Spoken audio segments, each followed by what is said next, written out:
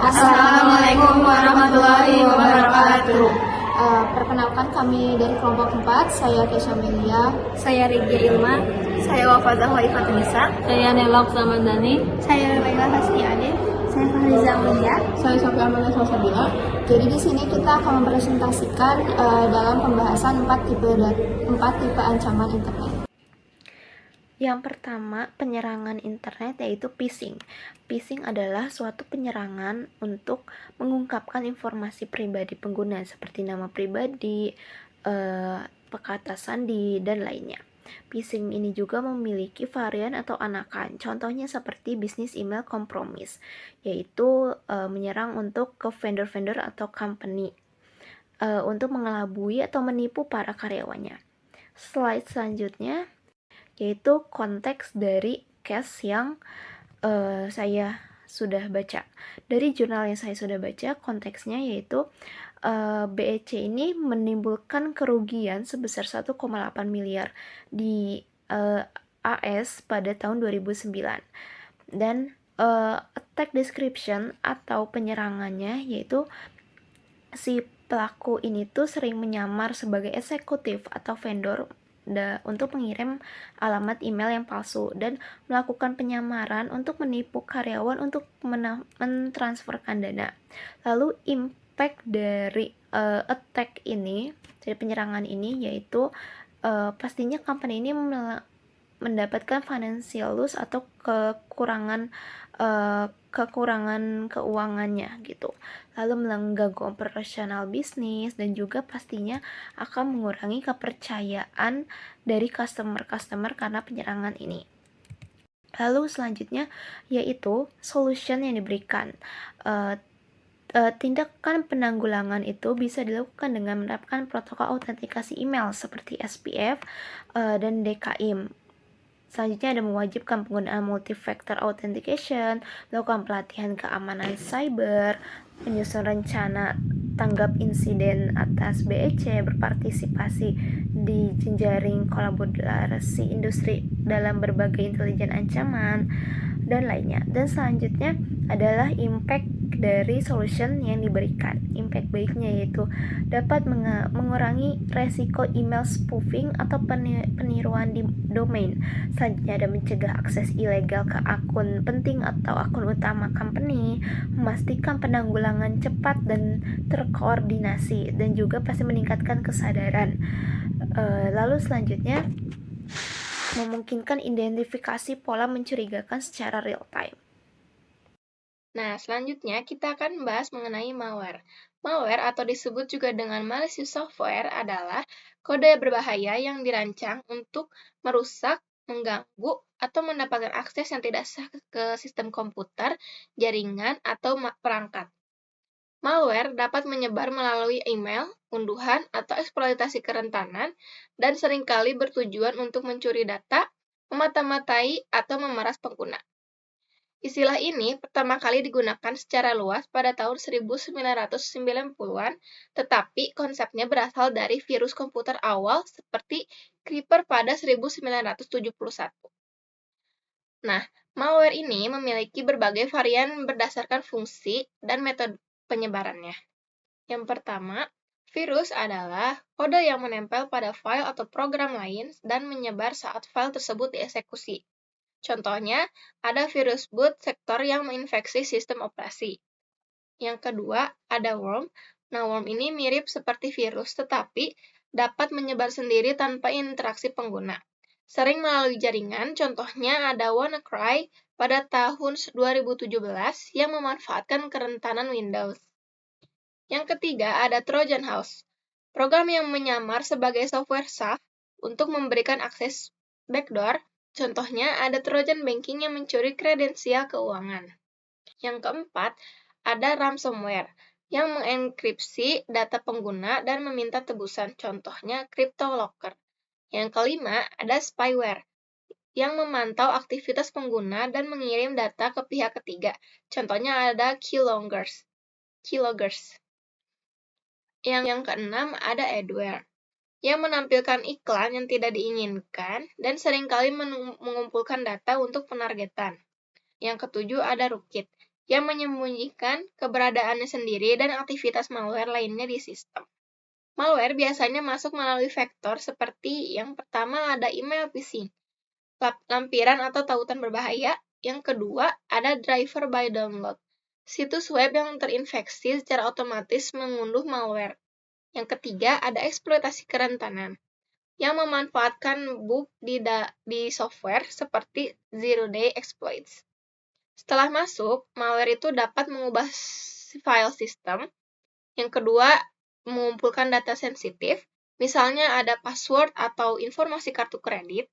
Yang ketiga, mengontrol perangkat jarak jauh atau disebut juga dengan botnet.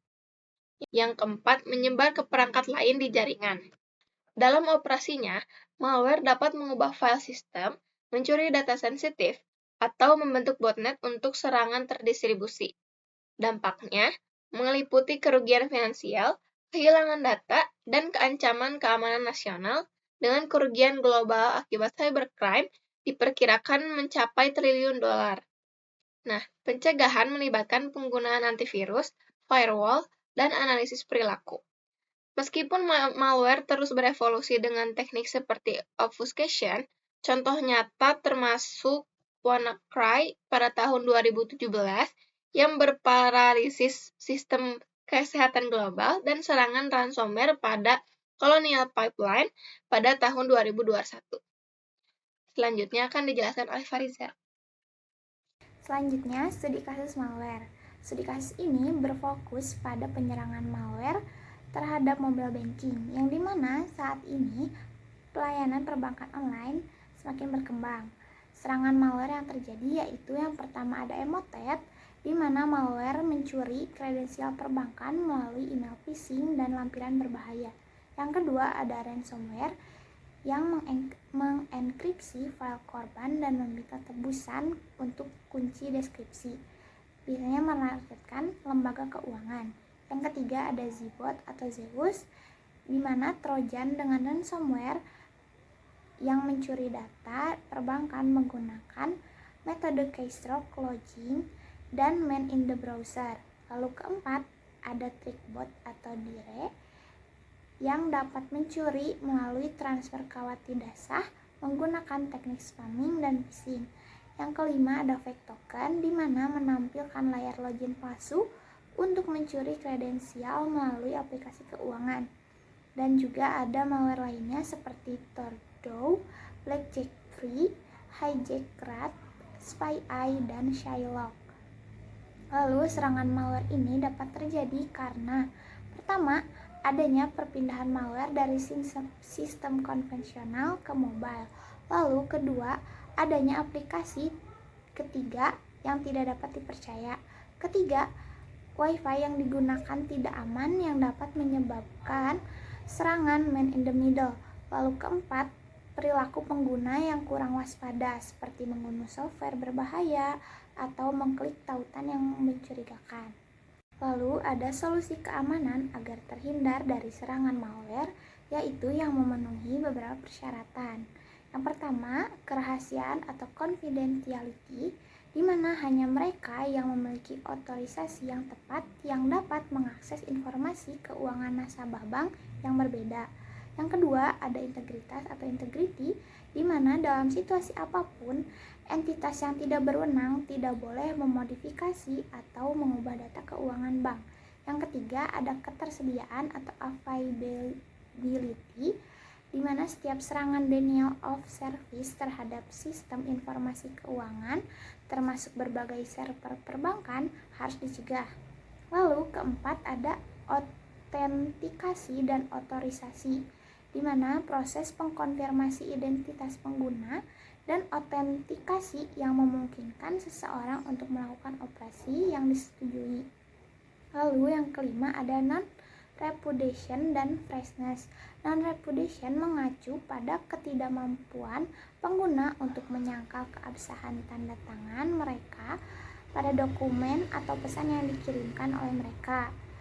Dan freshness yaitu kesegaran, di mana menjamin bahwa data yang ada yaitu data terkini dan mencegah pihak lawan untuk mengulang pesan sebelumnya. ini biasanya digunakan pada sistem pembayaran. Nah, lalu ada juga hal-hal yang dapat kita lakukan sebagai solusi itu, yaitu yang pertama, mengedukasi pengguna agar lebih waspada terhadap informasi yang diterima. Yang kedua, melakukan pembaharuan sistem operasi secara berkala. Yang ketiga, menggunakan perangkat lunak antivirus pada komputer ataupun pada smartphone. Yang keempat, menggunakan autentikasi multifaktor seperti autentikasi 2 faktor ataupun 3 faktor, di mana autentikasi 2 faktor itu kombinasi antara pengetahuan seperti password dan kepemilikan seperti OTP atau perangkat. Lalu autentikasi 3 faktor yaitu kombinasi pengetahuan yaitu password, kepemilikan yaitu OTP atau perangkat, dan biometrik yaitu sidik jari atau wajah. Nah, pada studi kasus ini juga dilakukan penelitian yang melakukan perbandingan berbagai skema autentikasi 2 faktor dan 3 faktor terhadap berbagai jenis serangan seperti reply attack, man in the middle, password phishing, dan yang lainnya, yang menghasilkan kesimpulan bahwa autentikasi 3 faktor merupakan jenis autentikasi yang memberikan perlindungan paling komprehensif. Nah, kalau tadi teman saya sudah menjelaskan tentang malware, sekarang saya bakal jelasin tentang spam. Apa itu spam? Spam merupakan ancaman serius di dunia maya yang tidak hanya berupa pesan tidak diinginkan, tetapi juga menjadi sarana penyebaran malware, virus, dan serangan phishing. Aktivitas ini sering dilakukan secara terorganisasi melalui jaringan tertentu yang disebut dengan byte neighborhoods, tempat sebagian besar spam dihasilkan secara global.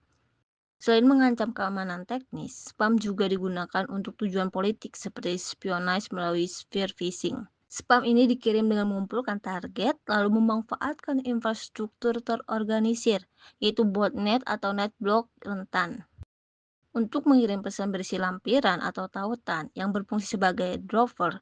Setelah dieksekusi, dropper menginstal file load dan membuka kanal ke server pengendali, yaitu CNC, untuk mengunduh modul tambahan atau mengeksploitasi data. Contoh nyata spam yaitu email promosi saham palsu, stock spam. Adapun terdapat studi kasus mengenai spam. Studi kasus spam terdapat pada penelitian Investigation the Effectiveness of Bayesian Spam Filters in Detecting LLM Modified Spam Mails oleh Matt Johnston dan Turban Weiss pada tahun 2024. Penelitian ini meneliti bagaimana model bahasa besar yaitu LLM digunakan untuk memodifikasi email spam agar terlihat lebih alami dan sulit dideteksi oleh filter tradisional seperti spam assassin. Hasil penelitian menunjukkan bahwa sekitar 73,7% email spam hasil modifikasi LLM lolos dari deteksi filter.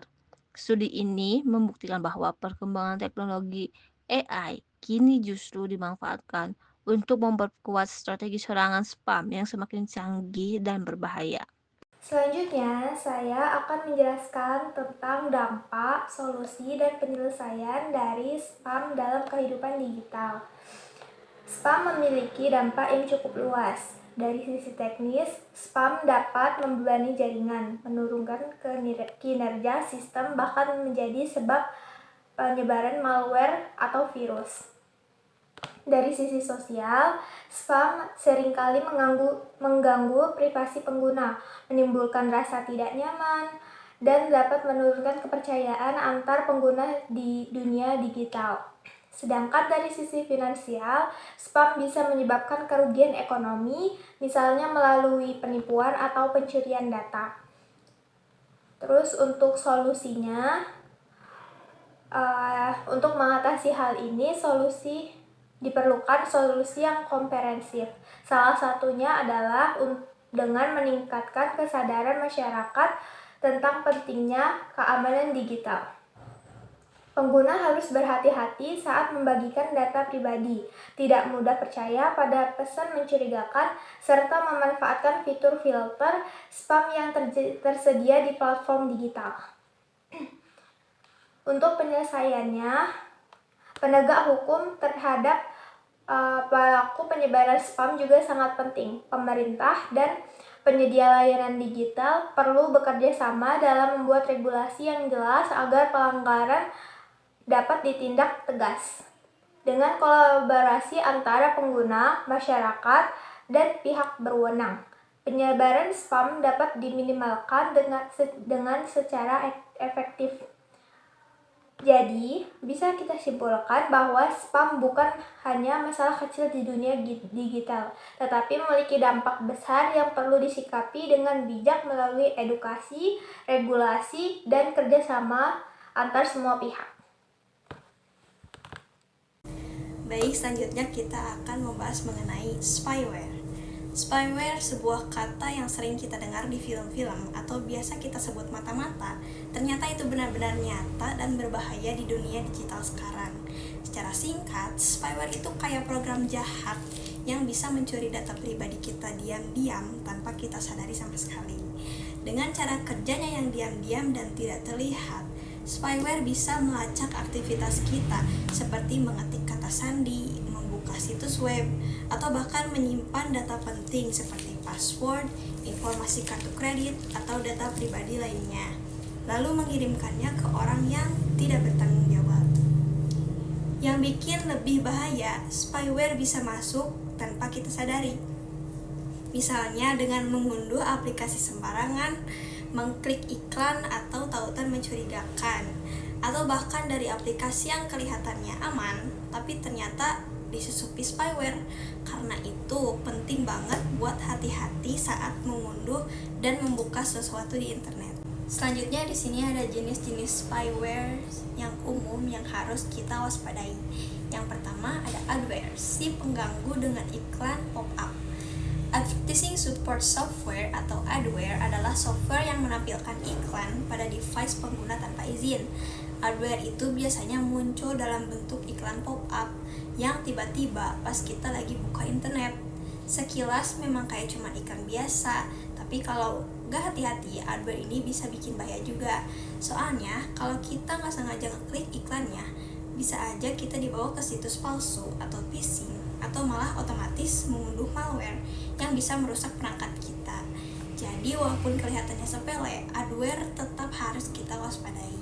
Yang kedua ada keylogger, pencuri rahasia dari aktivitas keyboard. Keylogger itu salah satu jenis spyware yang tugasnya merekam semua yang kita ketik di keyboard. Jadi misalnya kita ngetik password, email, atau data penting lainnya, semua bisa direkam sama program ini. Setelah itu, hasil rekaman dikirim ke hacker, dan mereka bisa pakai data itu buat hal-hal jahat, kayak mencuri akun atau akses ke informasi pribadi kita. Yang ketiga yaitu password theft, pencuri kredensial login.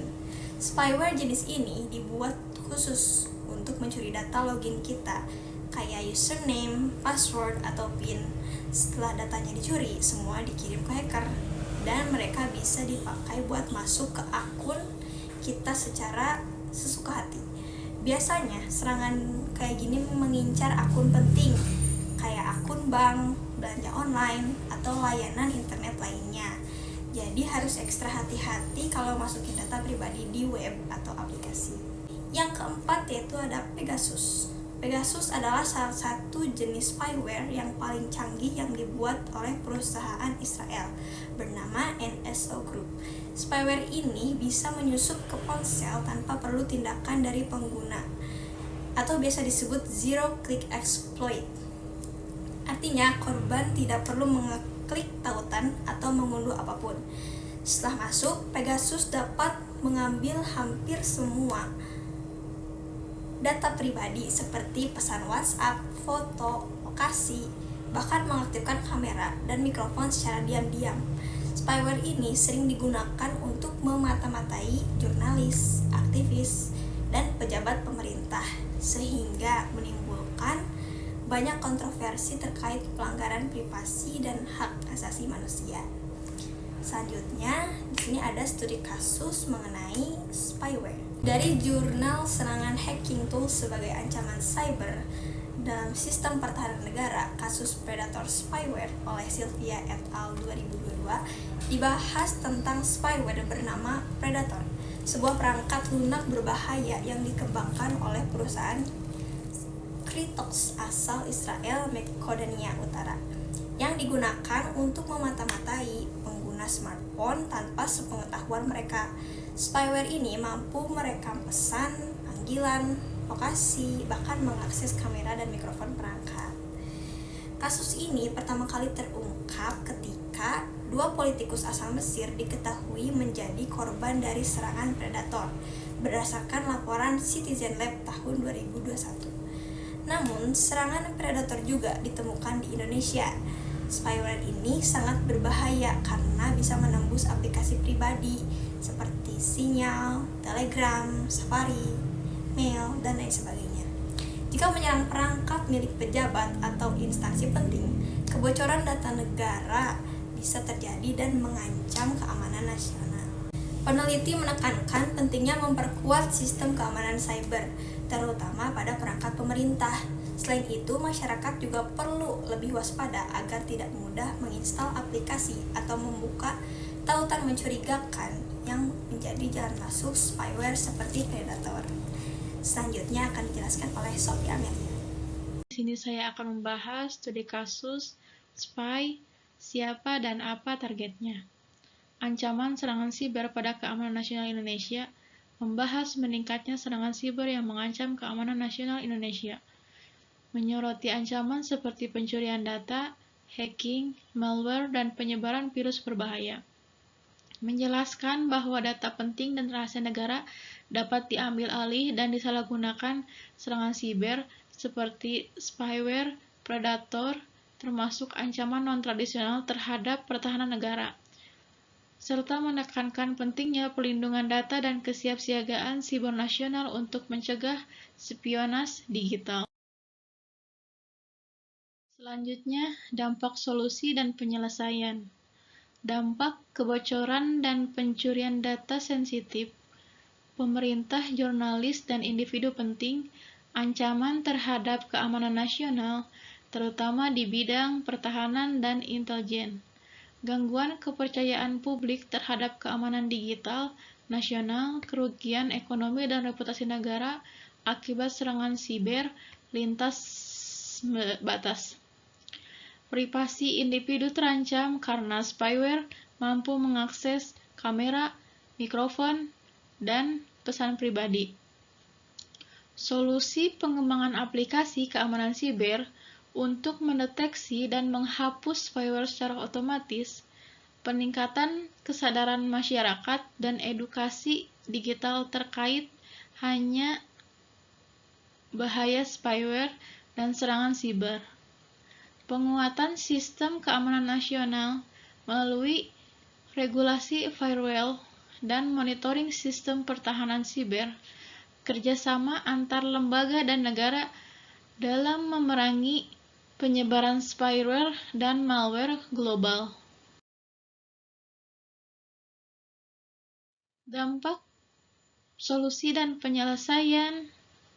Apa bahayanya? Dampak predator sangat merusak karena ia mampu menembus perlindungan data. Penyelesaian implementasi sistem deteksi dini early warning system terhadap ancaman siber di lembaga pemerintahan, audit, dan ekskripsi data berkala untuk melindungi informasi rahasia. Penegakan hukum siber bagi pelaku penyebaran spyware dan serangan digital, penerapan kebijakan keamanan digital nasional yang berkelanjutan untuk menjaga kedaulatan siber Indonesia, edukasi tentang pentingnya privasi data dan risiko spyware. Ini membuat regulasi tegas mengenai penggunaan spyware oleh pihak swasta maupun pemerintah. Sekian dari kelompok 4. Terima kasih.